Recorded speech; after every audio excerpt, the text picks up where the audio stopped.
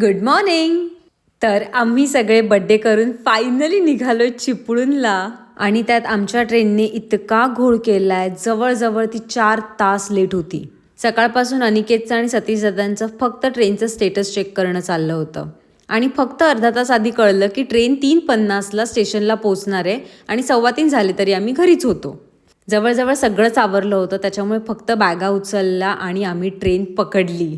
Sunrise आणि सनसेटच्या वेळेसचा ट्रेनचा प्रवास ना काहीतरी वेगळीच वाईब देतो, खूप भारी वाटतं. सनसेट होत होता म्हणून मी पण मस्त मस्त व्हिडिओज काढत बसलेले आणि तोपर्यंत वरदला बाकीचे सगळे सांभाळत होते. आणि हे बघा या तिघांचं काय चाललंय, इकडून या सीटवर तिकडून त्या सीटवर. ट्रेन जर्नीज अजून खूप ब्युटिफुल असतात जर ट्रेन स्वच्छ आणि खाण्याचे पदार्थ पण चांगले मिळाले असते तर.